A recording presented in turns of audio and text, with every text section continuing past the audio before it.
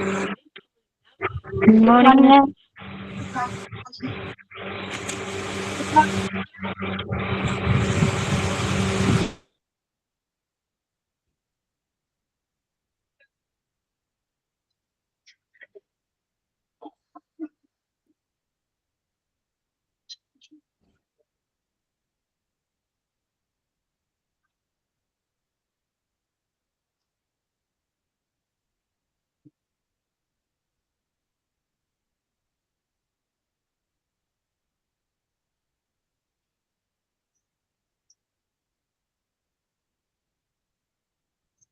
കാണാൻ പറ്റുന്നുണ്ടോ?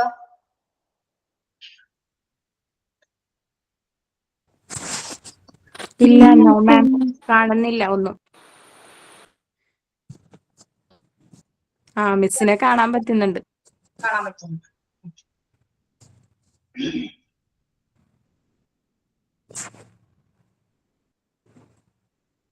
അതെ, ഒരു കാര്യം പറയാനുണ്ട്.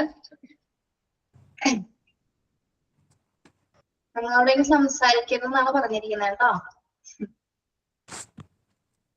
അതെന്താ ചോദിക്കുന്നില്ല. നിങ്ങൾ ആരെങ്കിലും കംപ്ലൈന്റ് ചെയ്തിരുന്നോ?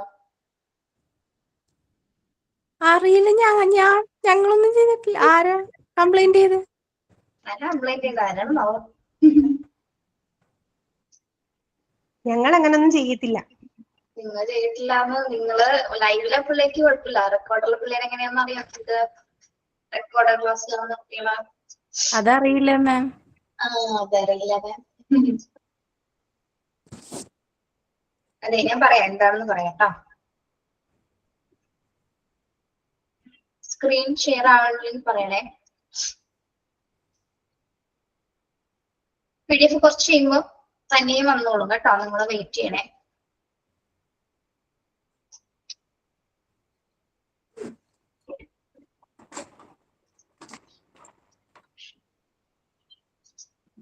മോർണിംഗ്. നമുക്ക് എന്തെങ്കിലും പറയാനുണ്ടെങ്കിൽ നമ്മുടെ ലാസ്റ്റ് 5 മിനിറ്റ്സിലെ അപ്പം എന്തെങ്കിലും മിണ്ടിയാൽ മതി കേട്ടോ. മറ്റുള്ളവർക്കൊരു ഡിസ്റ്റർബൻസ് ആവണ്ട നമ്മളിനി. അല്ലേ? Okay ma'am. എന്തുകൊണ്ടാണെന്നോ അങ്ങനെ പറഞ്ഞത്? ഞാൻ ഇതുവരെ ഇങ്ങനെ ഒരു ക്ലാസ് എടുത്തിട്ട് അങ്ങനെ ഒരു പ്രശ്നം ഉണ്ടായിട്ടില്ല. പിന്നെ രാവിലെ വരുമ്പോ തന്നെ ചാപ്റ്ററും തുറന്ന് അപ്പൊ തന്നെ പഠിപ്പിച്ചാൽ നിങ്ങൾ നമ്മൾ എന്തൊക്കെ കണക്ഷൻ ഉണ്ടാവുന്നത് അല്ലേ? ഒരു കണക്ഷനും ഉണ്ടായില്ല. ഈ കണക്ഷൻ ഉണ്ടാവില്ല. ഒന്നാമതൊരു ഓൺലൈൻ പ്ലാറ്റ്ഫോം ആണ്. എന്തെങ്കിലും സംസാരിക്കണ്ടേ? അല്ല, നിങ്ങൾക്കും എനിക്കും ഒരേപോലെ ബോറടിക്കും. എനിക്ക് നല്ല രീതിയിൽ ബോറടിക്കും. ഞാൻ അത്യാവശ്യം ക്ലാസ് എടുത്തു പോകുമ്പോ നന്നായിട്ട് ബോറടിക്കും. മിസ് മാത്രമേ ഉള്ളൂ കൂടുതലായിട്ട് സംസാരിച്ച് ഞങ്ങളോട് അങ്ങനെ എൻജോയ് ചെയ്ത് പോകുന്നത്. അതെ, ഈ സംസാരിക്കുന്നതിന്റെ ഒരു മെയിൻ, അതായത് നമ്മള് ടീച്ചിങ് പ്രൊഫഷൻ എന്ന് പറയുമ്പോൾ നമ്മൾ ആദ്യം ക്ലാസ്സിലേക്ക് കൊണ്ടുവരാന്നുള്ളതാണ്. അതായത് പെട്ടെന്ന് തന്നെ എടുക്കുന്ന കുട്ടികൾ ആരും വില്ലിങ് ആയിട്ടുണ്ടാവും. എപ്പോഴാണ് നിങ്ങൾ വില്ലിങ് ആവുന്നത് അതിനനുസരിച്ച് ക്ലാസ് സ്റ്റാർട്ട് ചെയ്യുന്നതാണ് ഒരു പ്രൊഫഷണൽ ആയിട്ടുള്ള രീതി എന്ന് പറയുന്നത്. ഓക്കെ, ഒരു ടീച്ചിങ് കോമ്പറ്റൻസിൽ നമ്മൾ പറയുന്ന ഒരു കാര്യം തന്നെ. ഓക്കെ, അപ്പൊ അതിന് വേണ്ടിയാണ് എന്തെങ്കിലുമൊക്കെ സംസാരിച്ച് ക്ലാസ് എടുക്കുന്നത്. പിന്നെന്ന് വെച്ചാൽ കഴിഞ്ഞ വീക്കിൽ നമ്മൾ ഒരാഴ്ച കൂടുതൽ കഴിഞ്ഞതിന് ശേഷമാണ് നമ്മൾ കണ്ടത് അല്ലെ? എക്സാം ഒക്കെ കഴിഞ്ഞ് ഞാൻ കുറെ ദിവസം എത്തിയാണ് നിങ്ങളെ കണ്ടത്. അതുകൊണ്ടാണ് അന്ന് കുറച്ചു നേരം ഒന്ന് സംസാരിച്ചത്.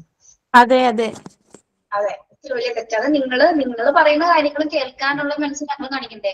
നിങ്ങൾക്ക് ഭയങ്കര സന്തോഷം. തെറ്റൊന്നും അല്ലല്ലോ മാം, അത് തെറ്റല്ലല്ലോ. നിങ്ങൾക്ക് മാർക്ക് കിട്ടിയതിന്റെ സന്തോഷം നിങ്ങൾ നല്ല രീതിയിൽ പങ്കുവച്ചു. അത്രയൊക്കെ നമ്മളൊന്ന് ഷെയർ ചെയ്തു. വേറെ തല പോകുന്ന കാര്യങ്ങളൊന്നുമില്ല. പിന്നെ എന്താ സാരില്ല. ക്ലാസ്സിൽ കയറാതെ റെക്കോർഡ് ക്ലാസ് കാണുന്ന ആരെങ്കിലും ആയിരിക്കും മിസ്സേ കംപ്ലൈന്റ് ചെയ്തത്. ഞങ്ങളാരും കംപ്ലൈന്റ് ചെയ്യത്തില്ല. കംപ്ലൈന്റ്സ് അല്ല വന്നത്. നമ്മൾ സ്റ്റാർട്ടിങ് കുറച്ചു നേരം സംസാരിച്ചു എന്ന് പറഞ്ഞതാണ്. അതെത്ര വിഷയമൊന്നുമില്ല. പോയ എന്റെ ജോലി പോകും, അത്രേ ഉള്ളൂ. അയ്യോ മിസ്, അപ്പൊ ഇനി സംസാരിക്കാൻ പാടില്ലേ? നമുക്ക് 5 മിനിറ്റ് ലാസ്റ്റ് സംസാരിക്കാം കേട്ടോ. ഓക്കെ. ശരി. Good morning to all. നിങ്ങൾ ഈ പറഞ്ഞ കാര്യങ്ങളൊന്നും ഈ ഗ്രൂപ്പിലൊന്നും പോയി ഡിസ്കസ് ചെയ്യരുത് കേട്ടോ. കഴിഞ്ഞു അത്രേ ഉള്ളൂ. ഓക്കെ, നമ്മള് മൊഡ്യൂള് 3 ആണ് സ്റ്റാർട്ട് ചെയ്തിരിക്കുന്നത്. ട്രാൻസ്ഫർ ഓഫ് പേഷ്യൻസ് അല്ലെ? ട്രാൻസ്ഫർ ഓഫ് പേഷ്യൻസ് PDF എല്ലാവർക്കും കാണുന്നുണ്ടല്ലോ?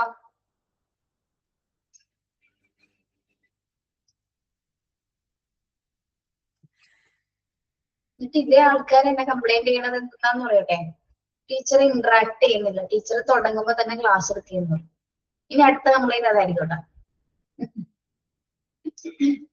ഇലക്ക് മുകളിലും കംപ്ലൈന്റ് ഇല്ലാത്ത ക്ലാസ് എടുക്കണം. ഇതൊരു വിഷയമല്ല. HM 3 transfer of patients.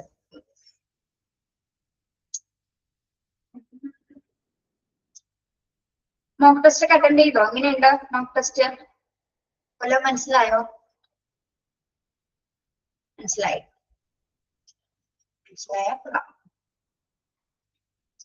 Attend ചെയ്തു. എഴുതിയെടുക്കണം കേട്ടോ, മോക്ക് ടെസ്റ്റുകൾ എഴുതിയെടുക്കണേ. ഓക്കെ, നമ്മുടെ ട്രാൻസ്ഫർ ഓഫ് പേഷ്യൻസ് എവിടെ വരെ പഠിച്ചു? ABC ആണ് പഠിച്ചത് അല്ലെ? ABCD പഠിച്ചു നമ്മള്. ABCD എന്താണ്? ABCD pre transfer stabilization and preparation വരെയാണ് നമ്മൾ പഠിച്ചത് അല്ലെ? A stand for airway, B ഇത് പാടാണ്, അല്ലെങ്കിലും പാടാണ്. ഇനി പഠിക്കാൻ പോണോ അതിലും പാടാണ്. B breathing, C circulation, D disability. Okay, അവിടെ വരെയല്ലേ നമ്മൾ എടുത്തത്? കഴിഞ്ഞ ക്ലാസ്സിൽ അവിടെ വരെയല്ലേ എടുത്തത്? ഈ ഡിസബിലിറ്റി അല്ലെങ്കിൽ ന്യൂറോളജിക്കൽ സ്റ്റാറ്റസ് മെഷർ ചെയ്യാൻ ഉപയോഗിക്കുന്ന ഒരു ടൂളിന്റെ പേരെന്താണ് നമ്മൾ പഠിച്ചത്? ടൂളിന്റെ പേരെന്താണ് പഠിച്ചത്?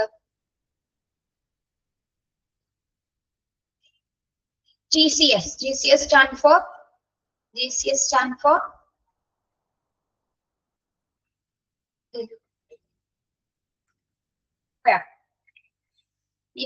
for Glasgow Coma Scale അല്ലെ? Okay, very good. അത് ഓർത്തിരിക്കണം കേട്ടോ. അത് ഞാൻ മോക്ക് ടെസ്റ്റിൽ തന്നിട്ടുണ്ടായിരുന്നല്ലേ, ക്വസ്റ്റ്യൻ ഉണ്ടായിരുന്നല്ലോ, Glasgow Coma Scale. Okay, very good. ഇനി അപ്പൊ നമ്മള് ഇവിടെ പഠിച്ചുകൊണ്ടിരിക്കുന്നത് ഒരു ക്രിട്ടിക്കൽ ഇൻപേഷ്യൻസിനെ നമ്മള് ട്രാൻസ്ഫർ ചെയ്യുന്ന സമയത്ത് വേണ്ട എലമെന്റ്സുകളാണ് നമ്മൾ പഠിച്ചുകൊണ്ടിരിക്കുന്നത്. അതിൽ ആദ്യം നമ്മൾ ഡിസിഷൻ ആൻഡ് കമ്മ്യൂണിക്കേഷനെ കുറിച്ച് പഠിച്ചു. Then Bയിൽ എന്താണ് പഠിച്ചത്? Pre transfer stabilization and preparation ആണ് പഠിച്ചത്. ഇനി C എന്താണ് നെക്സ്റ്റ് എലമെന്റ് എന്ന് പറയുന്നത്? നെക്സ്റ്റ് എലമെന്റ് എന്താണ്? മോഡ് ഓഫ് ട്രാൻസ്ഫർ ആണ്. ഏത് മോഡിലാണ് നമ്മൾ ട്രാൻസ്ഫർ ചെയ്യുന്നത് പേഷ്യൻസിനെ? Okay. The two most commonly employed methods of transfer of patients are ground transport by including ambulance and mobile intensive care units (MICUs) and air transport including helicopter, aeroplane, ambulance. Mode of transfer എന്ന് പറയുന്നത് നമുക്കറിയാം. ആദ്യം നമ്മൾ commonly ഉപയോഗിക്കുന്ന ഒരു transportation facility ഏതാണ്? Commonly നമ്മൾ include ചെയ്യുന്നത് ambulances and mobile intensive care units അല്ലെ? കോമൺലി നമ്മൾ യൂസ് ചെയ്യുന്നതല്ലേ? PDF പോയി. ഓക്കെ,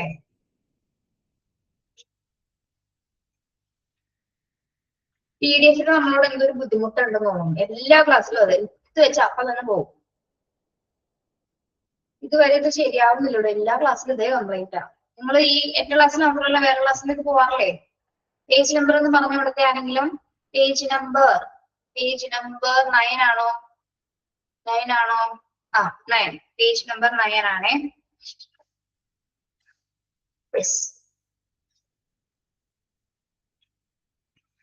നമ്മള് അപ്പൊ മൊബൈൽ ഇന്റൻസീവ് കെയർ യൂണിറ്റ്സുകൾ ഉപയോഗിക്കാറുണ്ട്, അല്ലെങ്കിൽ ഗ്രൗണ്ട് ട്രാൻസ്പോർട്ട് ഫെസിലിറ്റീസിൽ നമ്മൾ ഏറ്റവും കൂടുതൽ MICUs ആണ് ഉപയോഗിക്കാറ്. പിന്നെ എയർ ട്രാൻസ്പോർട്ടേഷൻ ഫെസിലിറ്റീസ് ഉപയോഗിക്കാൻ എയറോപ്ലെയിൻ, ആംബുലൻസസ് ഒക്കെ ഉപയോഗിക്കുന്നത്. ഇതെല്ലാം പേഷ്യന്റിന്റെ കണ്ടീഷനെ ഡിപ്പെൻഡ് ചെയ്തിട്ടാണ് നമ്മൾ മോഡ് ഓഫ് ട്രാൻസ്ഫർ തീരുമാനിക്കുന്നത്. ഏത് ട്രാൻസ്പോർട്ടേഷൻ ഫെസിലിറ്റിയിലാണ് പേഷ്യന്റിനെ നമുക്ക് ട്രാൻസ്ഫർ ചെയ്യണമെന്ന് തീരുമാനിക്കുന്നത് ആളുടെ കണ്ടീഷനെ ഡിപ്പെൻഡ് ചെയ്തിട്ടാണ്. ഓക്കെ, ഇനി ഇതിൽ വരുന്ന മെയിൻ മോഡ് ഓഫ് ട്രാൻസ്ഫർ, ഏതൊക്കെ ട്രാൻസ്പോർട്ടേഷൻ ഫെസിലിറ്റീസ് ആണെന്നാണ് നമ്മൾ ഇത് പഠിക്കാൻ പോകുന്നത്. ഓക്കെ, ഫസ്റ്റ് വൺ ഗ്രൗണ്ട് ട്രാൻസ്പോർട്ടില്. ഗ്രൗണ്ട് ട്രാൻസ്പോർട്ട് എന്ന് പറയുമ്പോൾ നമ്മൾ റോഡ് മുഖാന്തരം അല്ലെ, റോഡ് മാർഗം മുഖേന ട്രാൻസ്പോർട്ടേഷൻസ് ആണ്. Okay, ground transport. Different types of ambulances are used in this mode of transfer of patient. Ground ട്രാൻസ്പോർട്ടിൽ കാണാൻ നമ്മൾ ഡിഫറെന്റ് ടൈപ്സ് ഓഫ് ആംബുലൻസസ് ആണ് നമ്മൾ ഉപയോഗിക്കുന്നത് അല്ലെ? നിങ്ങള് ആംബുലൻസ് സർവീസസ് പഠിച്ചാണോ? ആംബുലൻസ് സർവീസസ് പിള്ളേരെ? യെസ്. അപ്പൊ എല്ലാ ആംബുലൻസിന്റെ പേരും അറിയാൻ പറ്റും. ഓക്കെ, അപ്പൊ അതിലെ ബേസിക് ലൈഫ് സപ്പോർട്ട് ആംബുലൻസ് നമ്മൾ ഉപയോഗിക്കുന്നുണ്ട്. എന്താണ് ബേസിക് ലൈഫ് സപ്പോർട്ട് ആംബുലൻസിന്റെ പ്രത്യേകത?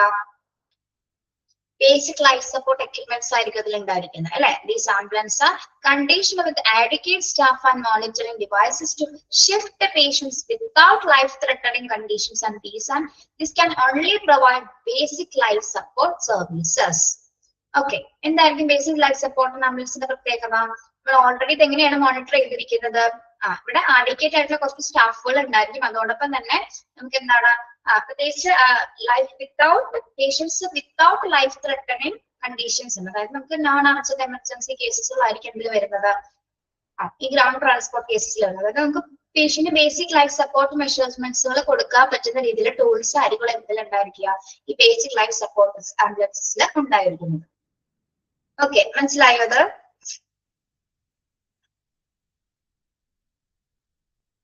Yes, in advanced life support ambulance, ALS എന്ന് പറയാം ALS stand for advanced life support. These ambulances can provide modern life support services like endotracheal intubation, cardiac monitoring, defibrillation administration of intravenous fluid or vasopressors. These are adequately staffed and made ready for shifting patient with the life-threatening conditions. So, advanced life support ambulances എന്താണ്? ഇവിടെ നമ്മൾ modern life support ഡിവൈസസുകളാണ് ഉപയോഗിക്കുന്നത് അല്ലെ. പ്രത്യേകിച്ച് എൻഡോട്രക്കിൽ ഇന്റിബേഷൻ ചെയ്യാനായിട്ടുള്ള എല്ലാത്തരം സർവീസസും നമ്മൾ ഇവിടെ കൊടുക്കുന്നുണ്ട്. എൻഡോട്രക്കിൽ ഇന്റിബേഷൻ നമ്മൾ കഴിഞ്ഞ ക്ലാസ്സിൽ പഠിച്ചു അല്ലെ, ETT അല്ലെ. യെസ്, അതേപോലെ തന്നെ കാർഡിയാക് മോണിറ്ററിംഗ് ചെയ്യുന്ന ഡിവൈസസ് ഉണ്ടായിരിക്കും, ഡിഫിബ്രിലേഷൻ ഉണ്ടായിരിക്കും. അതേപോലെ തന്നെ എന്താണ് മറ്റേ ഫ്ലൂയിഡ്സ് ഒക്കെ കൊടുക്കുന്നതിന് വേണ്ടി ഇൻട്രാവെനസ് കാനുലാസ് എല്ലാം തന്നെ ഇതിൽ അറേഞ്ച് ചെയ്തിട്ടുണ്ടായിരിക്കും. പിന്നെ ഇതിനകത്ത് ആഡിക്കേറ്റ് ആയിട്ടുള്ള സ്റ്റാഫുകൾ ഉണ്ടായിരിക്കും. പെട്ടെന്ന് തന്നെ ഒരു പേഷ്യന്റിന് എങ്ങനെയുള്ള സിറ്റുവേഷൻസിലാണ് നമുക്ക് അഡ്വാൻസ് ലൈഫ് സപ്പോർട്ട് ആവശ്യമായിട്ട് വരുന്നത്? ലൈഫ് ത്രെട്ടനിങ് കണ്ടീഷൻസ് ഉള്ള അല്ലെങ്കിൽ എമർജൻസി കേസസ് ഉള്ള പേഷ്യൻസിനാണ് നമ്മൾ ഏത് തരം ട്രാൻസ്പോർട്ടേഷൻ ആവശ്യമായിട്ട് വരുന്നത്? അഡ്വാൻസ് ലൈഫ് സപ്പോർട്ട് ആംബുലൻസസുകൾ ആവശ്യമായിട്ട് വരുന്നത്, ക്രിട്ടിക്കൽ കേസസുകൾ. Okay, yes.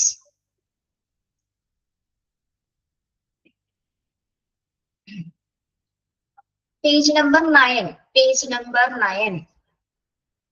പിള്ളേരെ മാക്സിമം നിങ്ങൾ എല്ലാവരും ഒരു 10:35 10:35 കയറാൻ പറ്റുന്ന രീതിയിൽ, അതിനപ്പുറത്തേക്ക് വൈകരുത് കേട്ടോ. മാക്സിമം അത് നോക്കിയാൽ മതി. പിന്നെ നിങ്ങൾക്ക് എന്തെങ്കിലും പറ്റാത്ത സാഹചര്യങ്ങളാണെങ്കിൽ കുഴപ്പമില്ല, എന്നാൽ പോലും മാക്സിമം 10:35 കഴിഞ്ഞ് പോകണ്ട. 35 കഴിഞ്ഞിട്ടാണ് ശരിക്കും ക്ലാസ്സുകൾ സ്റ്റാർട്ട് ചെയ്ത് തുടങ്ങുന്നത് കേട്ടോ. ഓക്കെ,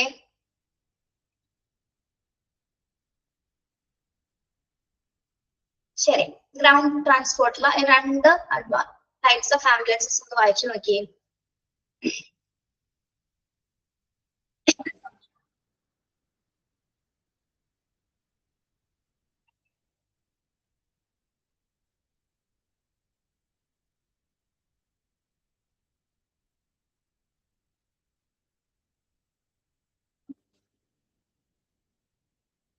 പതിയെ വായിച്ചു വയ്ക്കാൻ മതി കേട്ടോ, സമാധാനമായിട്ട് വായിച്ചു വയ്ക്കാൻ മതി.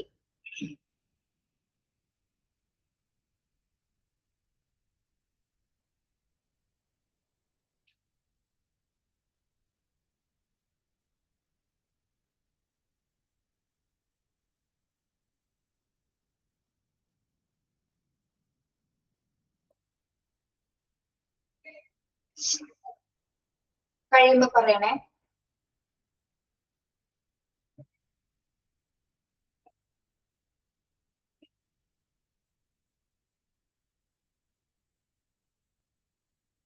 ഓക്കെ, ബേസിക് ലൈഫ് സപ്പോർട്ടിലെ basic life support monitoring devices ഉണ്ടായിരിക്കും. അഡ്വാൻസ് ലൈഫ് സപ്പോർട്ടിലോ എന്താണ് പ്രത്യേകിച്ച് ലൈഫ് ത്രെട്ടനിങ് കണ്ടീഷൻസ് ഉള്ള പേഷ്യൻസിന് ഷിഫ്റ്റ് ചെയ്യാൻ കപ്പാസിറ്റി ഉള്ള സ്റ്റാഫുകളായിരിക്കും. അങ്ങനെയുള്ള കണ്ടീഷൻസ് ഉള്ള പേഷ്യൻസ് ആയിരിക്കും ഇതിൽ വരുന്നത്.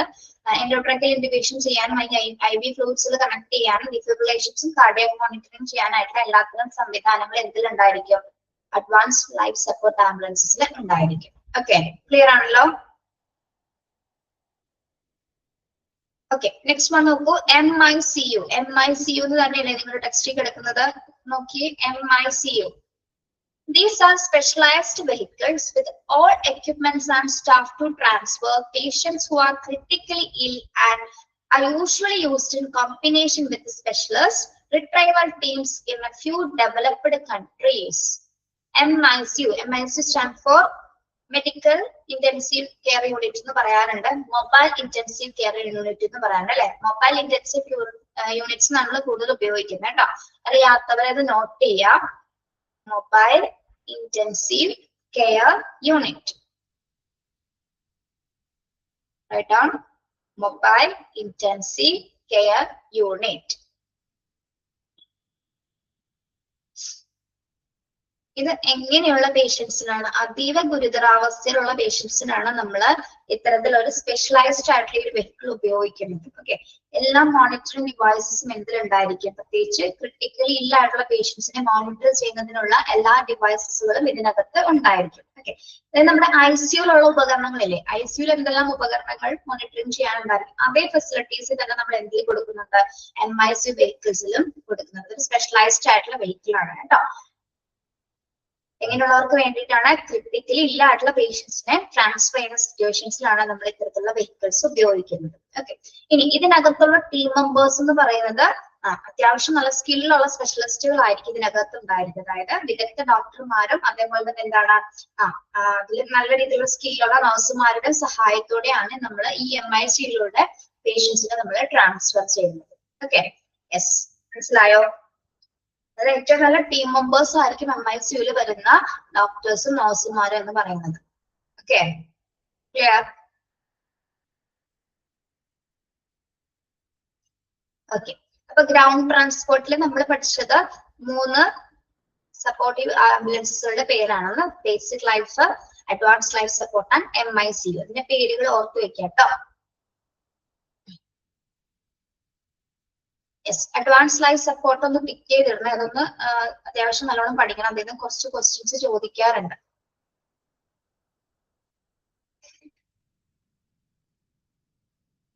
ഈ ഭാഗം ക്ലിയർ അല്ലേ? അധികം ടെൻഷൻ ഇല്ലല്ലോ ഈ ഭാഗത്ത്? ക്ലിയറേ? ഇനി നമുക്ക് എയർ ട്രാൻസ്പോർട്ടിലേക്ക് പോകാം. വ്യോമഗതാഗതം അല്ലെ, എയർ ട്രാൻസ്പോർട്ടേഷൻ ഫെസിലിറ്റി.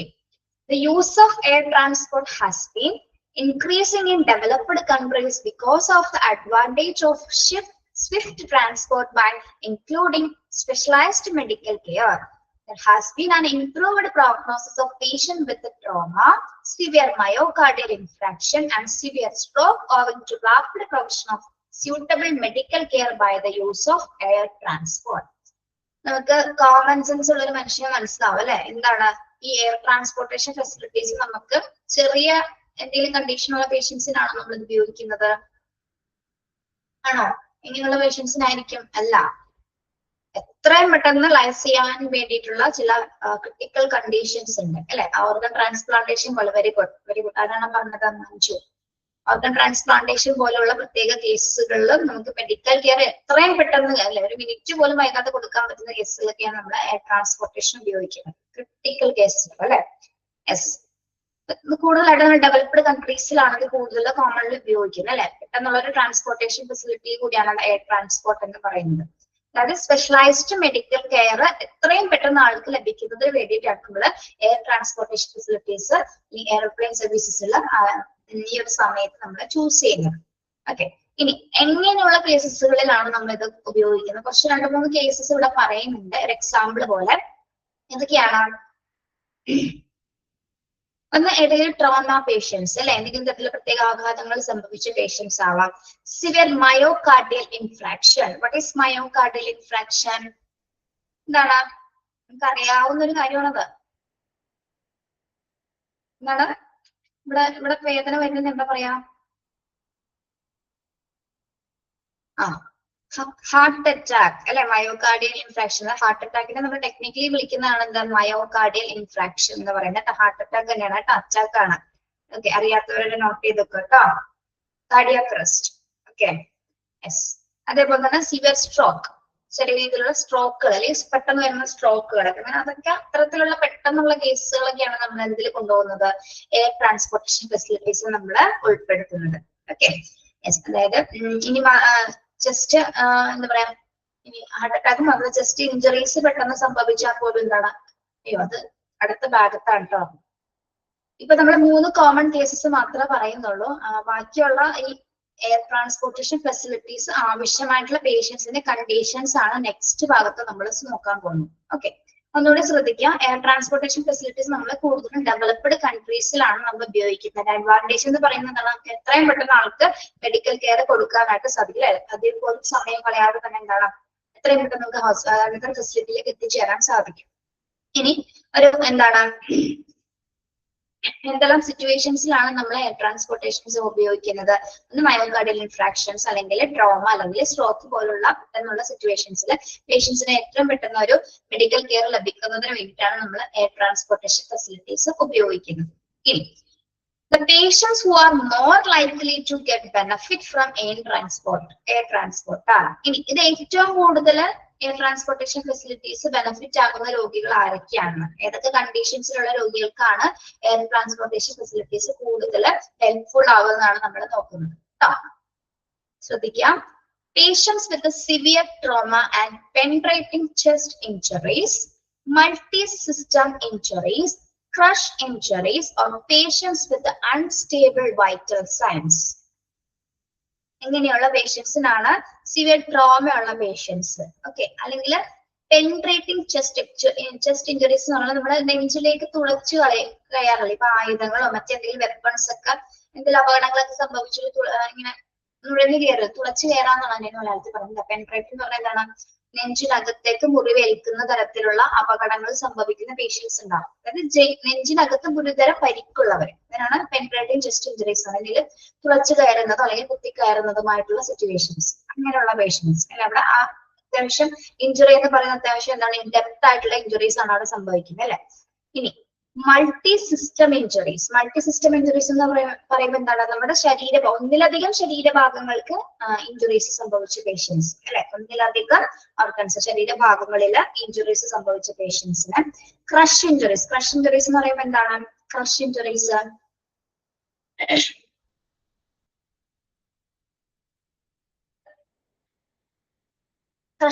എന്ന് പറയുമ്പോൾ എന്താണ്, ഇന്റേണൽ ആയിട്ട് ചതവാണോ, ചതവ് സംഭവിച്ചാല് നമുക്ക് എയർ ട്രാൻസ്പോർട്ടേഷൻ വേണോ?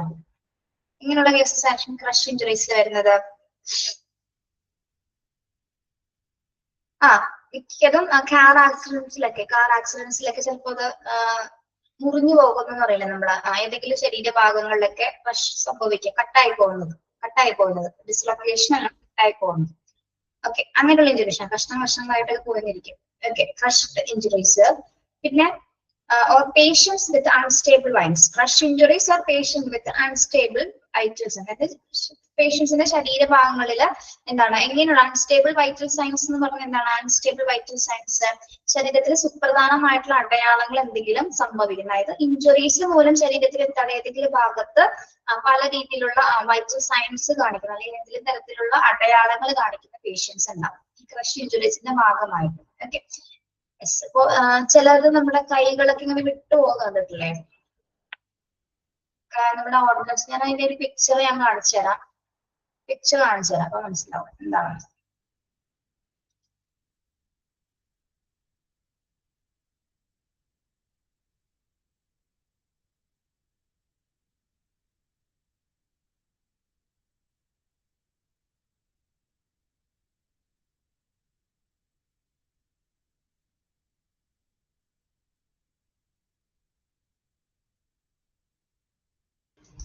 കാണാൻ പറ്റുന്നുണ്ടോ നോക്കണേ.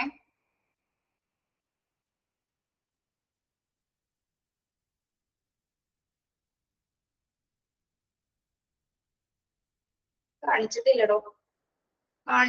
പിന്നെ എങ്ങനെ കാണാൻ പറ്റും? എത്രത്തോളം ഭംഗിയായി കാണാൻ പറ്റുമെന്ന് അറിയില്ല. നോക്കി നോക്കൂ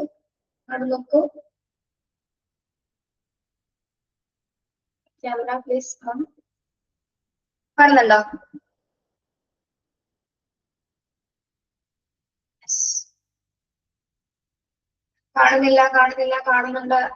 കാണുന്നുണ്ട്. ഇതിപ്പോ ഒരു കൈയാണ്. കൈ ഒരു വിരലാണ് കാണിക്കുന്നത്. ആ നോർമൽ, അത് നമ്മുടെ നോർമൽ വിരല് പോലെയാണ് ഇരിക്കുന്നത്. അത് നോർമൽ വിരലായിട്ടാണ് അത് ഇരിക്കുന്നത്? ഓക്കെ, അല്ല.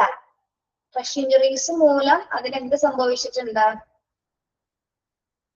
പല ഭാഗങ്ങളും പൊന്തി താഴ്ന്നൊക്കെ നിൽക്കുന്നുണ്ട് അല്ലെ? അതായത് ചിലപ്പോ ഭയങ്കര കഠിനമായിട്ടുള്ള ആക്സിഡൻസ് ഒക്കെ നടക്കുന്ന സമയത്ത് പറ്റുന്ന സിറ്റുവേഷൻസ് ആണ്.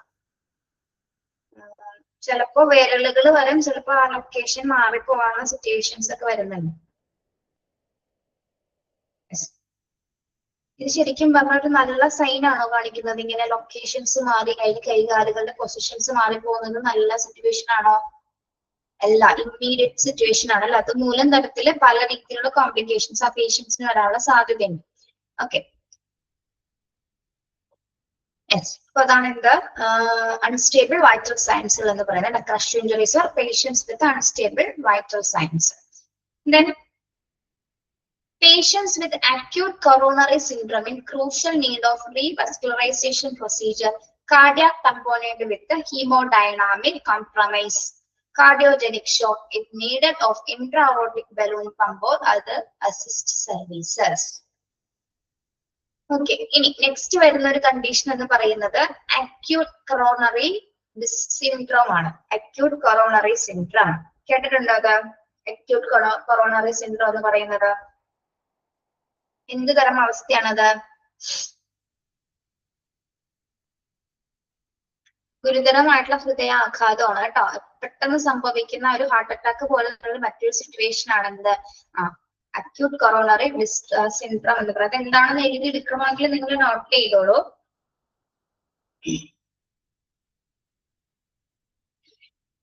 ഒന്ന് നോട്ട് ചെയ്ത് വെച്ചോ കേട്ടോ. ACS എന്ന് എഴുതാൻ മതി. ACS acute coronary syndrome is a term that describe ചില ഇമ്പോർട്ടന്റ് ആയിട്ടുള്ള കാര്യങ്ങൾ മാത്രം എക്സ്ട്രാ പറഞ്ഞു തരുന്നുള്ളൂ കേട്ടോ, മനസ്സിലാക്കാൻ വേണ്ടിയിട്ട്. ഓക്കെ, അങ്ങനെ എഴുതി എടുക്കുന്നതിന് പ്രശ്നം ഉണ്ടെങ്കിൽ പറയണം, ബുദ്ധിമുട്ടാണെങ്കിൽ. ഇല്ല ഉണ്ടല്ലോ? ഇല്ല. Okay, is a term that describe എഴുതാട്ടോ. is a term that describe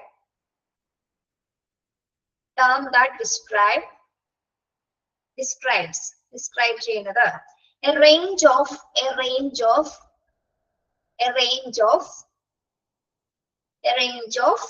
condition related to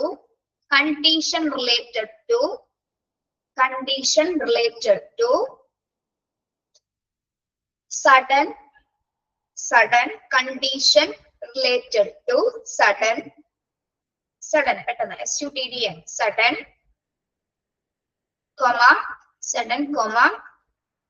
reduced REDUCED reduced blood flow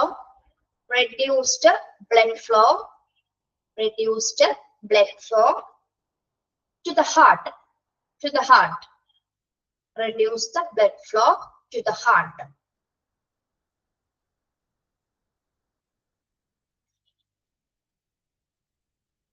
Another is a term that describes a range of condition related to sudden, reduced blood flow to the heart. Correct ആണോ എഴുതിയിരിക്കുന്നത്? Yes. എന്തായാലും പിള്ളേരെ അതൊന്ന് വായിച്ചു നോക്കിയേ. എന്താണ് acute coronary syndrome എന്ന് പറയുന്നത്? അക്യൂട്ട് കൊറോണറി സിൻഡ്രോം നമ്മുടെ ഹൃദയ ധമനികളിലെ രക്തയോട്ടം കുറയുന്നത് മൂലം ഹൃദയപേശികൾക്ക് ശരിയായി പ്രവർത്തിക്കാൻ കഴിയാത്ത അവസ്ഥയാണ് നമ്മൾ എന്ത് പറയുന്നത്? അക്യൂട്ട് കൊറോണറി സിൻഡ്രോം എന്ന് പറയുന്നത്. നമ്മുടെ ഹൃദയധമനിയിലെ രക്തയോട്ടം കുറയുന്നത് മൂലം ഹൃദയത്തിന്റെ മറ്റു ശരീരഭാഗങ്ങൾക്ക് എന്താണ് ശരിയായി പ്രവർത്തിക്കാൻ പറ്റാത്ത സിറ്റുവേഷൻ ആണ് കേട്ടോ. ഹൃദയപേശികൾക്ക് ശരിയായി ചലിക്കാൻ പറ്റാത്ത സിറ്റുവേഷൻ ആണ് നമ്മൾ കൊറോണറി സിൻഡ്രോം എന്ന് പറയുന്നത്. ഓക്കെ, അപ്പൊ പെട്ടെന്ന് വരുന്ന ഇതിന്റെ സിംറ്റം ചെസ്റ്റ് പെയിൻ ആണ് ഫസ്റ്റ് വരുന്നത്. അറ്റാക്ക് പോലെ സെയിം പെയിൻ തന്നെയാണ് എന്തെങ്കിലും വരുന്നത്. ചെസ്റ്റ് പെയിൻ ഉണ്ടായിരിക്കും. പിന്നെ ഒരു ഡിസ്കംഫോർട്ട് ഫീൽ ചെയ്തിട്ടായിരിക്കും നമുക്ക് ആ ചെസ്റ്റ് പെയിൻ ഉണ്ടാവുന്നത്. Okay, yes. മനസ്സിലായോ ഇത് അക്യൂട്ട് കൊറോണറി സിൻഡ്രോം?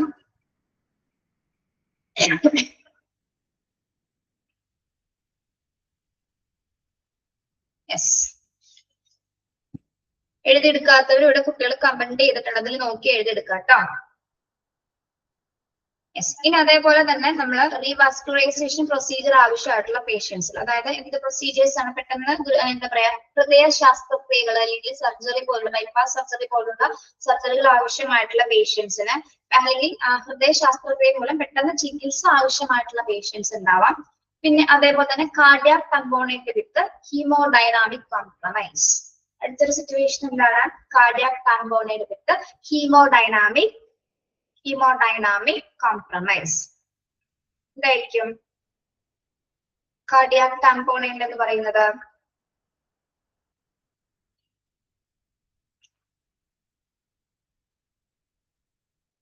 അത് നോട്ട് ചെയ്തോളൂ കേട്ടോ, നോട്ട് ചെയ്യുക കേട്ടോ, എന്നിട്ട് പറഞ്ഞുതരാം. A condition where the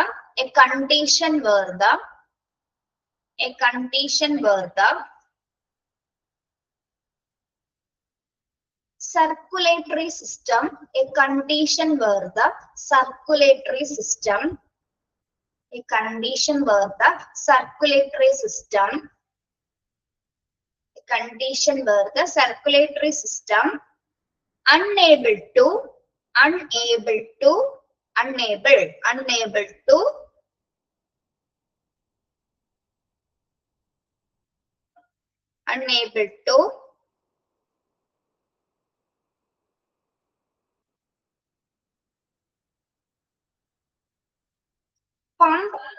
unable to pump blood to the pump blood to the unable to pump blood to the body organs and tissues. Body organs and tissues.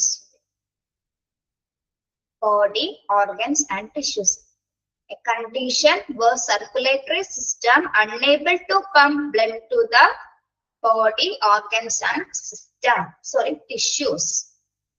Ayisha നോക്കി എഴുതിയത് എന്താണ് കാർഡിയാക് കമ്പോണന്റ് വിത്ത് haemodynamic compromise എന്ന് നോക്കിയേ. Yes, ഒരാൾ comment ചെയ്തിട്ടുണ്ട് കേട്ടോ. എങ്ങനെയുള്ള ഒരു സിറ്റുവേഷൻ ആണ് പിള്ളേരെ ഇത്? എങ്ങനെയുള്ള ഒരു സിറ്റുവേഷൻ ആണ്?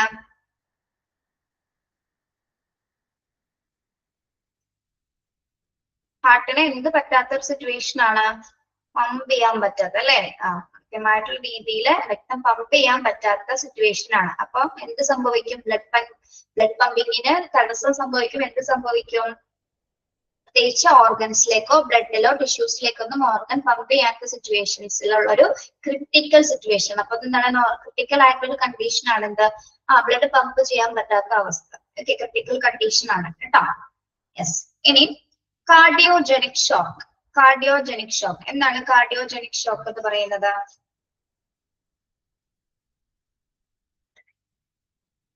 കാർഡിയോജനിക് ഷോക്ക് എന്ത് സിറ്റുവേഷൻ ആയിരിക്കാം? Cardiogenic shock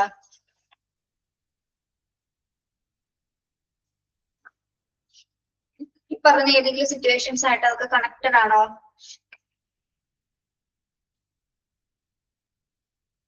also called cardiac shock. Cardiac shock എന്ന് പറയുന്നത് എന്താ പിള്ളേരെ? കാർഡിയാക് ഷോക്ക് എന്താണ്? കാർഡിയാക് ഷോക്ക് ഹാർട്ട് അറ്റാക്ക് ആണോ? യെസ്, അറ്റാക്ക് തന്നെയാണ് അല്ലെ? അതും നോട്ട് ചെയ്തോളൂ കേട്ടോ. അതും നോട്ട് ചെയ്യാൻ എന്താണെന്ന് അതും നോട്ട് ചെയ്യാം. കാർഡിയാക്ജനിക് shock also known as cardiac shock അല്ലെങ്കിൽ cardiac arrest. ഇനി എങ്ങനെയാണ് സംഭവിക്കുന്നത്?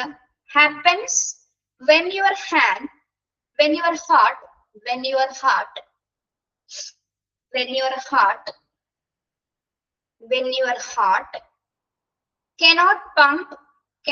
pump നേരത്തെ എഴുതിയ കാര്യങ്ങൾ തന്നെയാണ്. cannot pump enough blood and oxygen cannot pump enough blood and oxygen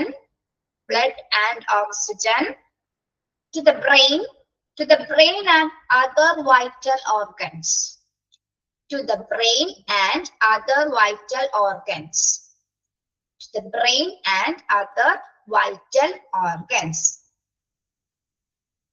ഒന്നുകൂടി പറയാം. Cardiogenic shock, also known as cardiac shock, happens when your heart cannot pump enough blood and oxygen to the brain and other vital organs. വായിച്ചു നോക്കിയിട്ട് പറഞ്ഞ എന്താണ്?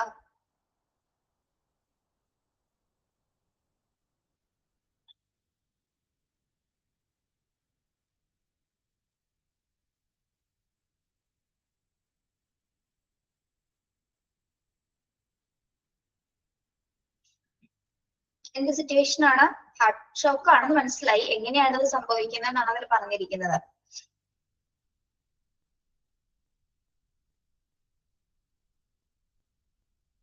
ഹാർട്ടിന് എന്ത് pump ചെയ്യാൻ സാധിക്കില്ല? ആവശ്യത്തിലധികം ബ്ലഡും ഓക്സിജനും ഹൃദയത്തിലേക്ക് വൈറ്റൽ ഓർഗൻസിലേക്കോ ബ്രെയിൻസിലേക്കോ എത്തിക്കാൻ പറ്റാത്ത ഒരു സിറ്റുവേഷൻ ആണ് എന്ത്? കാർഡിയോജനിക് ഷോക്ക് സംഭവിക്കുന്നത്. മനസ്സിലായോ? യെസ്, എഴുതിയെടുത്തോ? അത് മൂന്നും പുതിയ പദങ്ങളായതുകൊണ്ടാണ് മൂന്നും പറഞ്ഞു തന്നത് എഴുതിയെടുക്കാൻ കേട്ടോ. എളുപ്പത്തിൽ മനസ്സിലാവുന്ന രീതിയിലല്ല എഴുതി തന്നിരിക്കുന്നത്.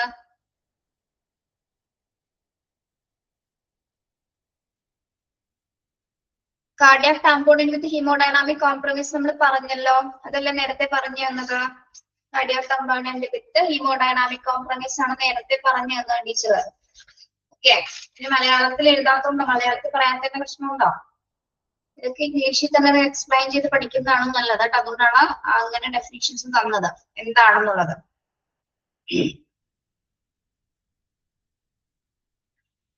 ശരിക്കും പറഞ്ഞാൽ നമ്മുടെ പെരികാർഡിയൽ, ഈ കാർഡിയോ ടാമ്പോണിൻ എന്ന് വെച്ചാൽ നമ്മുടെ പെരികാർഡിയൽ ദ്രവമില്ലേ, പെരികാർഡിയൽ ദ്രാവകം നമ്മുടെ എന്താ പറയാ ചുറ്റുമുള്ള സഞ്ചി, നമ്മുടെ ഹാർട്ടിന്റെ ചുറ്റുമുള്ള സഞ്ചിയിൽ നിറയുന്നത് മൂലമാണ് ഈ ഒരു സിറ്റുവേഷൻസ് ഉണ്ടാവുന്നത്. ഓക്കെ, ഒരു ഹൃദയത്തിലെ എന്താ പറയാ ഒരു കൺട്രാക്ഷൻസ് സംഭവിക്കുന്ന സിറ്റുവേഷൻ ആണത്. ഓക്കെ, യെസ്, രണ്ട് വേർഡ് അല്ല, ഒറ്റ വേർഡാണ് കേട്ടോ. കാർഡിയോ ടാമ്പോണിൻ വിത്ത് ഹീമോഡൈനാമിക്. ഇതിന്റെ എക്സ്പ്ലനേഷൻ അല്ലേ ടീച്ചർ നേരത്തെ തന്നത്? അതിന്റെ നോട്ടാണ് ഞാൻ തന്നത് നേരത്തെ. ഓക്കെ, ശ്രദ്ധിക്കുക കേട്ടോ. യെസ്,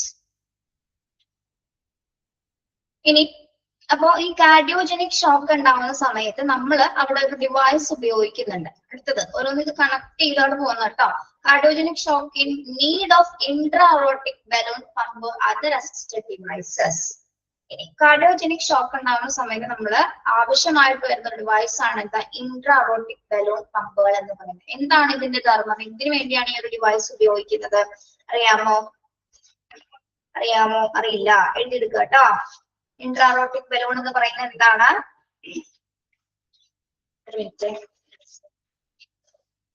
നോട്ട് ചെയ്യാം. ബ്ലഡ് പമ്പ് ചെയ്യാൻ വേണ്ടി നമ്മൾ ഉപയോഗിക്കുന്നത് എന്താണെന്നൊന്ന് നോട്ട് ചെയ്യാം. ആൻ ഇൻട്രാ അറോട്ടിക് ബലൂൺ എഴുതിയെടുക്കുക കേട്ടോ. An intra aortic balloon pump, നമ്മളിതിനെ IABI എന്നും പറയും കേട്ടോ. ഷോർട്ട് ഫോമിൽ ഇതിനെ പറയുന്ന പേരാണ് IABI. Okay, is a mechanical device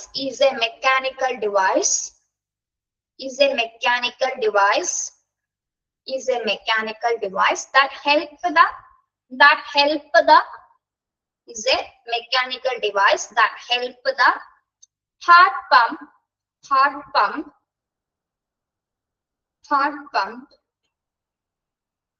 move blood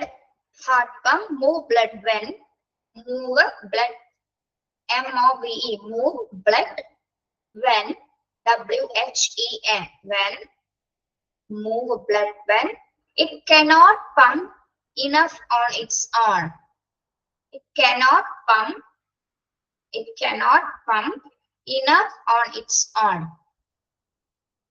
ഇനി കുറച്ചുകൂടി വലിയ മലയാളത്തിൽ നമുക്ക് എങ്ങനെ പറയാൻ പറ്റും? എന്താണ് അറോട്ടിക് ബലൂൺ എന്ന് പറയുന്നത്? ഇതൊരു മെക്കാനിക്കൽ ഡിവൈസ് ടൂൾ ആണ് അല്ലെ. എന്തിനു വേണ്ടിയാണ് നമ്മൾ ഇത് ഉപയോഗിക്കുന്നത്? ഹാർട്ടിന് നല്ല രീതിയിൽ ബ്ലഡ് പമ്പ് ചെയ്യാൻ പറ്റാത്ത സിറ്റുവേഷൻസിൽ, പ്രത്യേകിച്ച് കാർഡിയോജനിക് ഷോക്സുകൾ പോലുള്ള സിറ്റുവേഷൻസ് വരുന്ന സമയത്ത് ഹാർട്ടിന്റെ ഒരു പമ്പിംഗ് ഫെസിലിറ്റീസ് കുറച്ചുകൂടി കൂട്ടുന്നതിനുണ്ട്, അല്ലെങ്കിൽ പമ്പ് ചെയ്യാൻ വേണ്ടി അസിസ്റ്റ് ചെയ്യുന്ന ഒരു മെക്കാനിക്കൽ ഡിവൈസ് ആണ് എന്താ? ഇൻട്രാ അറോട്ടിക് ബലൂൺ പമ്പുകൾ എന്ന് പറയുന്നത് കേട്ടോ. അതിന് അസിസ്റ്റ് ചെയ്യുന്നതിന് വേണ്ടി മറ്റ് അതർ ഡിവൈസസുകളും കൂടെ ഉണ്ടായിരിക്കും. ഓക്കെ, മനസ്സിലായി? ഇതൊരു സിലിണ്ട്രിക്കൽ പോളിത്തീൻ ബലൂൺ ആണ്. സിലിണ്ട്രിക്കൽ പോളിത്തീൻ മെറ്റീരിയൽ ആണ് ഇതിൽ ഉപയോഗിച്ചിരിക്കുന്നത്. ഈ ബലൂൺ എന്ന് പറയുമ്പോൾ നമുക്ക് എന്താ മനസ്സിൽ വരുന്നത്? നോർമൽ ബലൂൺ ആണ് വരുന്നത് അല്ലെ? അത് തന്നെയാണ് ഇത്. യെസ്, ഇത് തന്നെയാണ് അല്ലെ? ഇത് ഒരു സിലിണ്ട്രിക്കൽ പോളിത്തീൻ ബലൂൺ ആണ്. സിലിണ്ട്രിക്കൽ അതിന്റെ മെറ്റീരിയൽ എന്ന് പറയുന്നത്. ഓക്കെ. പിന്നെ അതേപോലെ തന്നെ ഏകദേശം ഒരു 2 സെന്റിമീറ്റർ മുതൽ നമ്മുടെ സബ് കാൽവൻ ആർട്ടറിയിലായിരിക്കും ഇത് കണക്ട് ചെയ്യുന്നത്. അതൊന്നും ഡീറ്റെയിൽ ആയിട്ട് വേണമെന്നില്ല, നിങ്ങൾ ജസ്റ്റ് ഒന്ന് പറഞ്ഞു തന്നു കേട്ടോ. ഇതിന്റെ എക്സ്പാൻഷൻ വേണോ? ഇനി എക്സ്പാൻഷൻ വേണോ? അറോട്ടിക് ബലൂൺ നമ്മുടെ ഹാർട്ടിന്റെ പമ്പിന്റെ എബിലിറ്റി കൂട്ടാൻ വേണ്ടിയിട്ട് നമ്മൾ ഉപയോഗിക്കുന്ന ഒരു മെക്കാനിക്കൽ ഡിവൈസ് ആണ്. അത്രയും മനസ്സിലാക്കിയാൽ മതി. ഓക്കെ, മനസ്സിലായോ? അതിന്റെ പേരാണ് ഇൻട്രാ ഒറോട്ടിക് ബലൂൺ പമ്പ്സുകൾ എന്ന് പറയുന്നത്. അത്ര മനസ്സിലാക്കിയാൽ മതി. എന്താ എഴുതിയെടുക്കണ്ട. ബാക്കി 3 എഴുതിയിട്ടില്ലേ? ശരി. ഓക്കെ, ഇപ്പൊ നമ്മൾ എന്തിനെ കുറിച്ചാണ് പഠിച്ചുകൊണ്ടിരിക്കുന്നത്? Patients who are more likely to benefit air transportation facility അല്ലെ?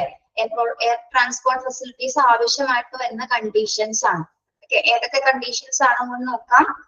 കഴിഞ്ഞിട്ടില്ല കേട്ടോ, കഴിഞ്ഞിട്ടില്ല. ഒന്നുകൂടി 2 പോയിന്റ്സ് ഉണ്ട്. Chest injuries, multi system injuries, crush injuries, patients with unstable vital signs ഉള്ള പേഷ്യൻസ്, പിന്നെന്താണ് അക്യൂട്ട് കൊറോണറി സിൻഡ്രോം പോലുള്ള സിറ്റുവേഷൻസ്, റീവസ്കുലറൈസേഷൻ പ്രൊസീജിയേഴ്സ് അല്ലെങ്കിൽ ശസ്ത്രക്രിയകൾ ആവശ്യമായിട്ട് വരുന്ന പേഷ്യൻസ്, പിന്നെന്താണ് കാർഡിയാക് ടാമ്പോളിന് വിത്ത് ഹീമോഡൈനാമിക് കോംപ്രമൈസ് സിറ്റുവേഷൻസ് വരുന്ന പേഷ്യൻസുകൾ, കാർഡിയോജനിക് ഷോക്ക് വരുന്ന പേഷ്യൻസിനെല്ലാം തന്നെ എന്താണ് നമുക്ക് എയർ ട്രാൻസ്പോർട്ടേഷൻ ഫെസിലിറ്റീസ് ആവശ്യമാണ്. ഇനി ഏറ്റവും മോസ്റ്റ്ലി നമ്മൾക്ക് വേണ്ട മറ്റൊന്നാണ് patient due to receive organ transplant അല്ലെ? ഓർഗൻ ട്രാൻസ്പ്ലാന്റ് ചെയ്യുന്ന സിറ്റുവേഷൻസിൽ നമ്മൾ എന്ത് ഉപയോഗിക്കാറുണ്ട്? എയർ ട്രാൻസ്പോർട്ടേഷൻ ഫെസിലിറ്റീസ് നമ്മൾ ഉപയോഗിക്കാറുണ്ട്. Okay, yes. Then critically ill, high risk medical or surgical patient. Critically ill, high risk medical or surgical patient. പിന്നെ എങ്ങനെയുള്ള പേഷ്യൻസിനാണ് നമ്മൾ എയർ ട്രാൻസ്പോർട്ടേഷൻ ഉപയോഗിക്കുന്നത്? ക്രിട്ടിക്കൽ ഇല്ലായിട്ടുണ്ടെങ്കിൽ ഏറ്റവും ഹൈ റിസ്ക് ഉള്ള പേഷ്യൻസിന് അല്ലെങ്കിൽ എന്തെങ്കിലും സർജിക്കൽ ഏതെങ്കിലും സർജറി കഴിഞ്ഞ പേഷ്യൻസിനൊക്കെയാണ് നമ്മൾ എന്ത് ഉപയോഗിക്കുന്നത്? സർജറി വേണ്ട പേഷ്യൻസിനൊക്കെയാണ് നമ്മൾ ഈ എയർ ട്രാൻസ്പോർട്ടേഷൻ ഫെസിലിറ്റീസ് ആവശ്യമായിട്ട് വരുന്നത്. ഓക്കെ, മനസ്സിലായോ?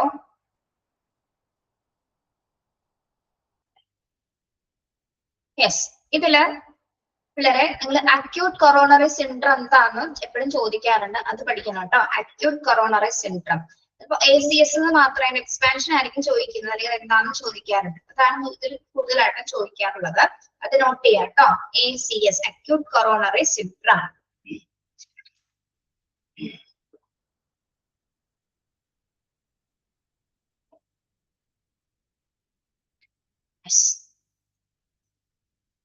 ഇത് മുഴുവൻ വായിച്ചു നോക്കിയേ, എന്തെങ്കിലും ബുദ്ധിമുട്ടുണ്ടെങ്കിൽ ചോദിക്കാം,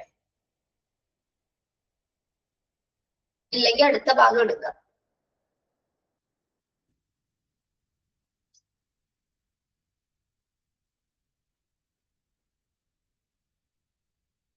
റീവസ്കുലറൈസേഷൻ പ്രൊസീജിയർ എന്ന് പറഞ്ഞാൽ നമ്മുടെ സർജറികളാണ്. എന്താ ബൈപ്പാസ് സർജറികള്, പിന്നെ വാൽവ് ഹൃദയത്തിന്റെ വാൽവിന്റെ സർജറീസ്, അങ്ങനെയുള്ള സർജറീസ് ഒക്കെയാണ് അതിൽ വരുന്നത്. റീവസ്കുലറൈസേഷൻ പ്രൊസീജിയേഴ്സിൽ വരുന്നത് കേട്ടോ. ശസ്ത്രക്രിയയിലൂടെയാണ് ഇവിടെ നടത്തപ്പെടുന്നത്. ഓക്കെ,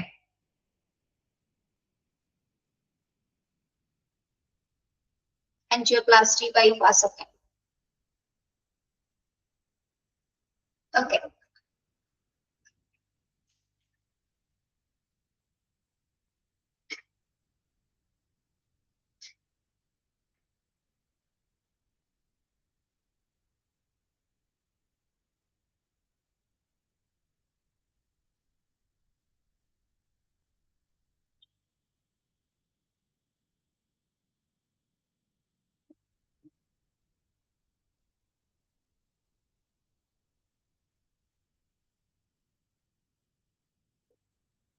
IABI ആണ് ഇൻട്രാറോട്ടിക് ബലൂൺ പമ്പ്.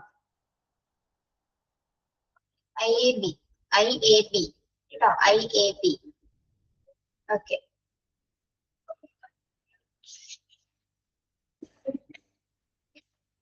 ഓക്കെ അല്ലേ പിള്ളേരെ?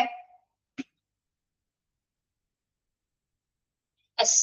നെക്സ്റ്റ് നമുക്ക് നോക്കാം അക്കമ്പനിങ് ദ പേഷ്യന്റ്. അടുത്ത എലമെന്റ് ആണ് ക്രിട്ടിക്കൽ ആയിട്ട് ഈ പേഷ്യന്റിനെ കൊണ്ടുപോകുന്ന ട്രാൻസ്പോർട്ടേഷൻ ഫെസിലിറ്റീസ് ആണ് നമ്മളിപ്പോ പഠിച്ചത്. ഇതിന് ശേഷം വരുന്നത് എന്താണ്? Accompanying the patient. ഏതൊക്കെ പേഷ്യൻസിന് ഏതൊക്കെ കണ്ടീഷൻസിൽ ആരൊക്കെയാണ് ഏതൊക്കെ സ്റ്റാഫ് മെമ്പേഴ്സ് ആണ് കൂടെ പോകേണ്ടത് എന്നുള്ളതാണ് നമ്മൾ ഈ ഒരു ഭാഗത്ത് ഡിസ്കസ് ചെയ്യുന്നത്. ഓക്കെ, എല്ലാവരും ഓക്കെ അല്ലേ? എന്തെങ്കിലും ബുദ്ധിമുട്ടുണ്ടോ?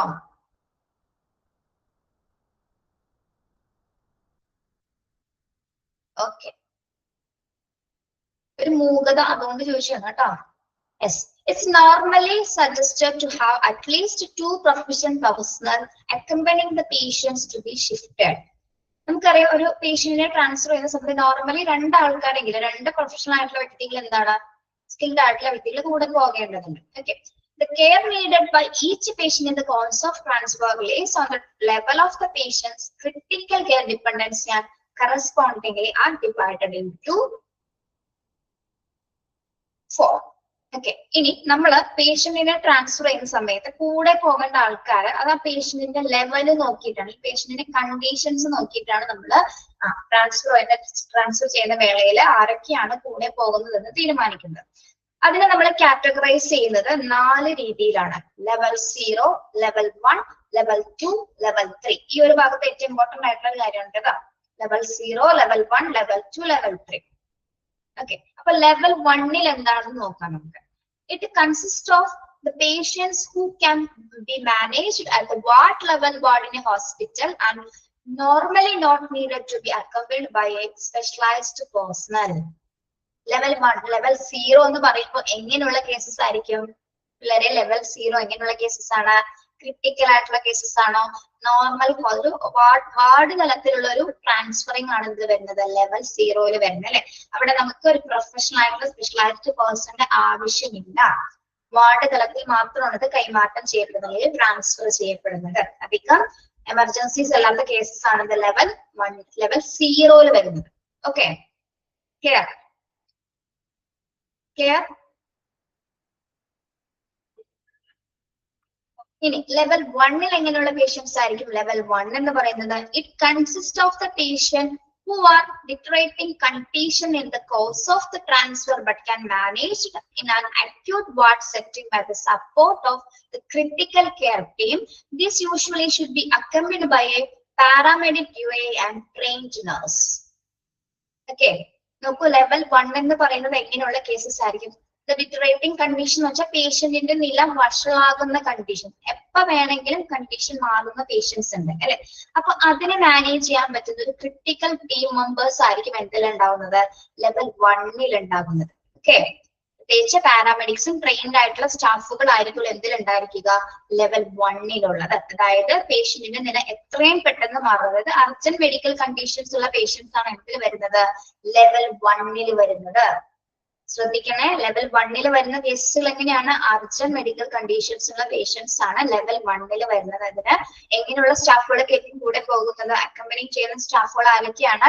പാരാമെഡിക്സും ട്രെയിൻഡ് ആയിട്ടുള്ള നഴ്സ് ആയിരിക്കും ഇവരുടെ കൂടെ ഉണ്ടായിരുന്നത്. ഓക്കെ, മനസ്സിലായോ? ലെവൽ 2ൽ എങ്ങനെയാണ്? It consist of patients who are need of observation or intervention for failure of single organ system and have to be accompanied by trained and proficient personnel. Level 2 എങ്ങനെയുള്ള cases ആണ്? Intervention for failure of single organ system. എന്താണ് പിള്ളേരെ single organ system? Failure of single organ system ഏതെങ്കിലും ഒരു അവയവത്തിന് തകരാറ് സംഭവിച്ച കേസുകൾ അല്ലെ. ഏതെങ്കിലും ഒരു ഓർഗൻസിന് ഫെയിലിയർ സംഭവിച്ചിട്ടുള്ള പേഷ്യൻസിന്റെ കൂടെ ആരൊക്കെ ആയിരിക്കും ഉണ്ടായിരിക്കുക? Accompanied by trained and professional personnel അല്ലെ. ട്രെയിൻഡ് ആയിട്ടുള്ള പ്രൊഫഷണൽ ആയിട്ടുള്ള പേഴ്സൺസ് ആയിരിക്കും ആരുടെ കൂടെ ഉണ്ടായിരിക്കുക? ആ പേഷ്യന്റ് ഒബ്സർവ് ചെയ്യുന്നതിന് വേണ്ടിയിട്ട് ലെവൽ 2ലുള്ള അല്ലെങ്കിൽ ഏതെങ്കിലും ഒരു ഓർഗൻസിന് ഏതെങ്കിലും ഒരു ഓർഗന് തകരാറ് സംഭവിച്ച പേഷ്യന്റിന്റെ കൂടെ ഉണ്ടാവുന്നത്. കിഡ്നി ഫെയിലറോ ഹാർട്ട് ഫെയിലിയറോ അല്ലെങ്കിൽ ലിവർ ഫെയിലിയറോ ഒക്കെ സംഭവിച്ച പേഷ്യൻസ് ആയിരിക്കും ലെവൽ 2ൽ വരുന്നത്. ശ്രദ്ധിക്കണേ, ലെവൽ 2ൽ എങ്ങനെയുള്ള കേസസ് ആണ്? Failure of single organ system കേട്ടോ. യെസ്, ലെവൽ 3 നോക്കിയേ. Level 3 it consist of patients with a need of advanced respiratory care during the transport with the support of at least 2 falling organ system. This patient must be accompanied by a competent doctor along with the nurse and paramedics. Level 3-ലുള്ള പേഷ്യന്റിന്റെ condition എന്താണ്? Advance respiratory care കൊടുക്കേണ്ട situations ഉള്ള patients, പ്രത്യേകിച്ച് at least 1-2 ഓർഗൻസിന് തകരാറ് സംഭവിച്ച patients, at least 2 failing organ സിസ്റ്റത്തിന് കംപ്ലൈന്റ്സ് ഉള്ള പേഷ്യൻസ് ആണ് എന്ത് ലെവൽ 3-ൽ വരുന്നത് അല്ലെ. അങ്ങനെയുള്ള പേഷ്യൻസിന്റെ കൂടെ എങ്ങനെയുള്ള സ്റ്റാഫ്സുകളായിരിക്കണം കൂടെ പോകേണ്ടത്? ഒരു കോമ്പിറ്റന്റ് ആയിട്ടുള്ള ഡോക്ടർ ഉണ്ടായിരിക്കണം, നഴ്സ് ഉണ്ടായിരിക്കണം, പാരാമെഡിക്സ് ഉണ്ടായിരിക്കണം. ഓക്കെ, മനസ്സിലായോ? ലെവൽ 3-ല് 1 അതിൽ കൂടുതൽ ഓർഗൻസിന് തകരാറ് സംഭവിച്ച പേഷ്യൻസ് ആണ്. ഇതിന് കൂടെ പോകേണ്ട ഡോക്ടറും നഴ്സും പാരാമെഡിക്സും ആയിരിക്കണം ഈ ഒരു പേഷ്യൻസിന്റെ കൂടെ അക്കമ്പനി ചെയ്യേണ്ടത്. ഓക്കെ, വായിച്ചു നോക്കിയേ. ലെവൽ 0, 1, 2, 3. 0 എന്നാണ് സ്റ്റാർട്ട് ചെയ്യുന്നത്. 0 എന്നാണ്. ലെവലിൽ 3യുടെ എക്സാമ്പിൾ എന്ന് പറയുമ്പോൾ ഏതായിരിക്കും? ലെവലിലെ 3 എക്സാമ്പിൾ എന്ന് പറയുമ്പോൾ കിഡ്നി ഫെയിലിയർ മാത്രമായിരിക്കും ചിലപ്പോൾ ഉണ്ടാവുന്നത്. കിഡ്നി ഫെയിലിയറും ഹാർട്ട് ഫെയിലിയർ ഉള്ള പേഷ്യന്റ് ഉണ്ടാവാം അല്ലെ. കിഡ്നിയും പോയിട്ടുണ്ടാവും, ഹാർട്ടിനും കംപ്ലൈന്റ്സ് വന്നവരുണ്ടാവും. അതേപോലെ തന്നെ എന്താണ് ലിവർ ഫെയിലിയർ വന്ന പേഷ്യൻസ് ഉണ്ടാവാം. അങ്ങനെ 1-2 ഓർഗൻസിന് കംപ്ലൈന്റ്സ് സംഭവിച്ച പേഷ്യൻസ് ആയിരിക്കും. ഇതിന്റെ എക്സാമ്പിൾ ഒന്നും കൊടുത്തിട്ടില്ല, ഞാൻ പറഞ്ഞാണ്. ലെവൽ 1 എന്ന് വെച്ചാൽ സാധാരണ വാർഡ് ലെവലിലുള്ള ഒരു ട്രാൻസ്പോർട്ടിംഗ് ആണ്, അല്ലെങ്കിൽ പേഷ്യൻസിനെ നമ്മൾ ട്രാൻസ്ഫർ ചെയ്യുന്ന സമയത്ത് നമ്മുടെ സ്പെഷ്യലൈസ്ഡ് ആയിട്ടുള്ള പേഴ്സൺസ് ആരും വേണ്ട കേട്ടോ. അസിസ്റ്റ് ചെയ്യാൻ വേണമെങ്കിൽ ഒരു സ്റ്റാഫ് നഴ്സ് മാത്രം മതിയാവും. ഓക്കെ, വാർഡ് ലെവലിൽ നമ്മൾ കൈകാര്യം ചെയ്യുന്ന ഒരു ട്രാൻസ്ഫറിംഗ് ആണെന്ത് ലെവൽ 0-ൽ വരുന്നത് നോർമൽ ട്രാൻസ്ഫർ. അർജന്റ് കേസുകളൊന്നും അല്ലാതെ കേട്ടോ. ലെവൽ 1-ലാണ് എങ്ങനെ വരുന്നത്? ലെവൽ 1 എന്ന് പറയുന്നതാണ് അർജന്റ് മെഡിക്കൽ കണ്ടീഷൻസ് ഉള്ള പേഷ്യൻസ് ആണ് അല്ലെ. അവിടെ ആരൊക്കെ ഉണ്ടായിരിക്കണം? ലെവൽ 1-ലുള്ള പേഷ്യൻസിന്റെ കൂടെ പാരാമെഡിക്സും ട്രെയിൻഡ് നഴ്സും ഉണ്ടായിരിക്കണം. ലെവൽ 2 എന്ന് പറയുന്നത് ഒരു ഓർഗൻ ഫെയിലിയർ ഉള്ള കണ്ടീഷൻസ് ആണ്. അവിടെ ട്രെയിൻഡ് ആയിട്ടുള്ള പാരാമെഡിക്സും നഴ്സും ആയിരിക്കണം ഉണ്ടാവേണ്ടത്. ലെവൽ 3 എന്ന് പറയുന്നത് 1-ൽ കൂടുതൽ ഓർഗൻസിന് തകരാറ് സംഭവിച്ച പേഷ്യൻസിന് ട്രാൻസ്ഫർ ചെയ്യുമ്പോൾ ഒരു കോമ്പിറ്റന്റ് ആയിട്ടുള്ള ഡോക്ടർ ഉണ്ടായിരിക്കണം, നഴ്സ് ഉണ്ടായിരിക്കണം, പാരാമെഡിക്സ് ഉണ്ടായിരിക്കണം. ഓക്കെ ഓക്കെ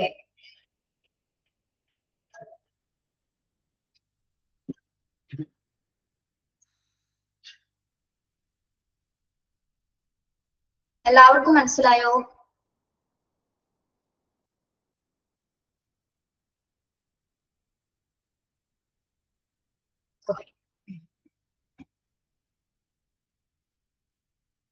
ഇനി yes, the accompanying person should be aptly trained, competent and experienced, and preferably should have done training in patient transplant, should have enough training in advanced cardiac support, airway management and critical care. Okay, നമ്മള് ഇപ്പൊ ഈ കൂടെ പോകുന്ന ആൾക്കാരെ പറ്റി പഠിച്ചു അല്ലെ. കൂടെ പോകുന്ന സ്റ്റാഫുകളെ പറ്റിയാണ് നമ്മളിവിടെ പഠിച്ചത്. അപ്പൊ നമ്മൾ ഓരോ ലെവലിനെ കാറ്റഗറൈസ് ചെയ്തിരിക്കുമ്പോൾ അതിൽ നിന്ന് നമുക്ക് മനസ്സിലാക്കാൻ പറ്റുന്ന ഒരു കാര്യം എന്ന് വെച്ചാൽ ഏറ്റവും ആപ്റ്റ് ആയിട്ടുള്ള ആൾക്കാരെ മാത്രമാണ് നമ്മൾ ഓരോ ലെവൽസിലും പേഷ്യൻസിന്റെ കൂടെ കൊണ്ടുപോകുന്നത് അല്ലെ. പ്രത്യേകിച്ച് ആ ഒരു മേഖലയിൽ അതായത് അവർക്ക് ഏറ്റവും നല്ല കോമ്പിറ്റൻസ് ഉണ്ടായിരിക്കണം, എക്സ്പീരിയൻസ്ഡ് ആയിട്ടുള്ള പേഴ്സൺ ആയിരിക്കണം. ആ പ്രത്യേകിച്ച് ലെവൽ 1, 2, 3 വേണ്ട പേഷ്യൻസിന്റെ കൂടെ ഉള്ള പേഴ്സണൽസ് എന്ന് പറയുന്നത് അല്ലെ.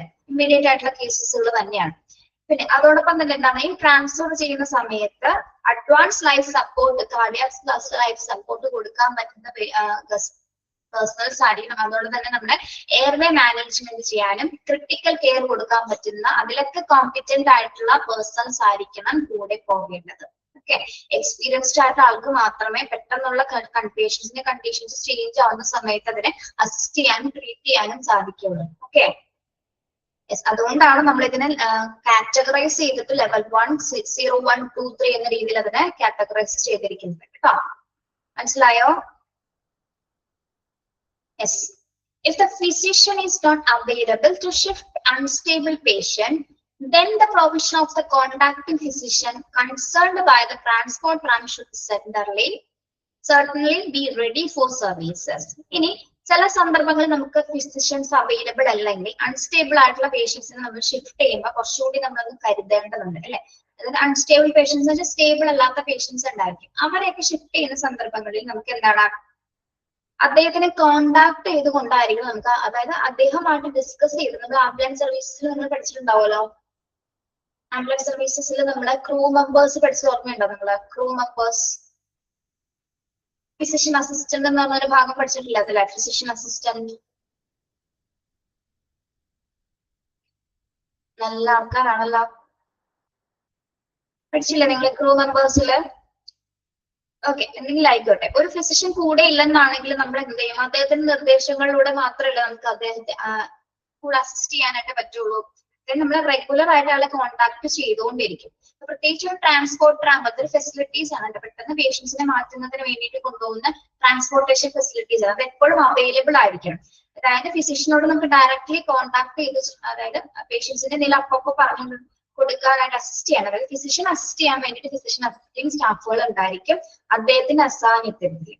അതിലില്ലാത്ത സാഹചര്യങ്ങളിലായിരിക്കും അൺസ്റ്റേബിൾ ആയിട്ടുള്ള പേഷ്യൻസിനെ നമ്മൾ മാറ്റേണ്ട സിറ്റുവേഷനിൽ കൃത്യമായിട്ട് അദ്ദേഹവുമായിട്ട് കോൺടാക്ട് ചെയ്തിട്ടായിരിക്കണം നമ്മൾ പേഷ്യൻസിനെ എത്രയും പെട്ടെന്ന് കൊണ്ടുപോകേണ്ടത്. ഓക്കെ, അപ്പൊ അതിന് വേണ്ടിയിട്ട് ട്രാൻസ്പോർട്ട് ആൻഡ് ഫെസിലിറ്റീസ് എല്ലാം തന്നെ ഒരു സർവീസസിന് വേണ്ടി എപ്പോ വേണമെങ്കിലും അവൈലബിൾ ആയിട്ട് ഹോസ്പിറ്റൽസിൽ ഉണ്ടായിരിക്കുന്നതാണ്. Okay, yes. ഒരിക്കലും നമ്മൾ ഒരു പേഷ്യൻസിനെയും ഒരു അങ്ങനത്തെ ഫെസിലിറ്റിയിലേക്ക് മാറ്റുന്ന സമയത്ത് സ്പെഷ്യലൈസ്ഡ് ആയിട്ടുള്ള പേഴ്സൺസിന്റെ കൂടെ മാത്രമേ കണ്ടീഷൻ അനുസരിച്ച് അവരെ നമുക്ക് മാറ്റാൻ സാധിക്കൂ. നോർമൽ കേസസിൽ അതിന്റെ ആവശ്യമില്ല. അല്ലാതെ കാറ്റഗറൈസ് ചെയ്യുന്ന മറ്റു കേസുകൾ എന്താണ്, കൂടെ പോകേണ്ടത് പ്രൊഫഷണൽ ആയിട്ടുള്ള കോമ്പിറ്റന്റ് ആയിട്ടുള്ള എക്സ്പീരിയൻസ് പേഴ്സൺസ് ആയിരിക്കണം പോകേണ്ടത്. Okay, yes. ബാക്കി നമുക്ക് നെക്സ്റ്റ് ക്ലാസ്സിൽ എടുക്കാം കേട്ടോ. നെക്സ്റ്റ് ക്ലാസ്സിന് എന്താണ്?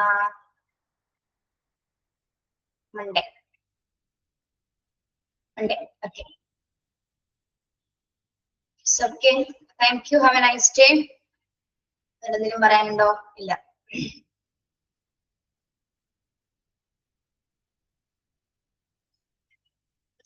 നാളെ നമുക്ക് ഇവിടെ കോൺവൊക്കേഷൻ ആണ് പിള്ളേരെ. നാളെ ഏകദേശം ഒരു 450 പേര് കോൺവൊക്കേഷൻ വരും. മീൻസ് 3 ബാച്ചിന്റെ കോൺവൊക്കേഷൻ ആണ്. HAPG5, HRM, HA23. 18 പ്രോഗ്രാംസ് ഉണ്ട് കുട്ടികളുടെ നാളെ. നാളെ വൈകുന്നേരം ആയാലും വീട്ടിൽ പോവില്ല. ഓക്കെ, എന്താണ് നിഷ ടൈപ്പ് ചെയ്തത്? ഇൻട്രാവോട്ടിക് ബലൂൺ എന്താണെന്ന് മനസ്സിലായില്ലേ? HA25ന്റെ അല്ല, HA23.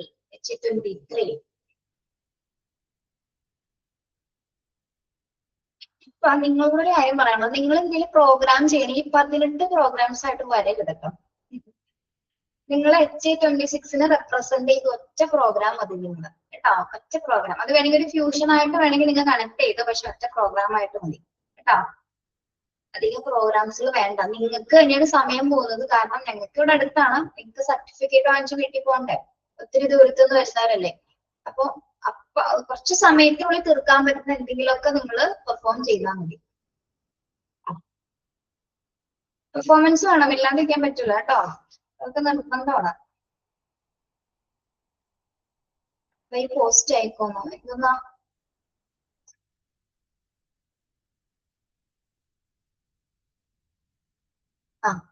ഫുള്ള് എഴുതിയെടുത്തില്ല, അതാണോ? ഇൻട്രാലോട്ടിക് ബലൂൺ എന്താണെന്ന് എഴുതി പറയണോ? അതാണ് താനെ എഴുതിയെടുത്തേക്കുന്നത്. Move blood. An intra-aortic balloon pump is a mechanical device that helps the heart pump move blood when it cannot pump enough on its own.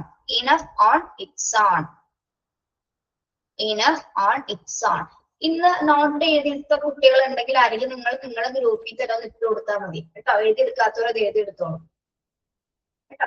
Thank you. Have A nice day.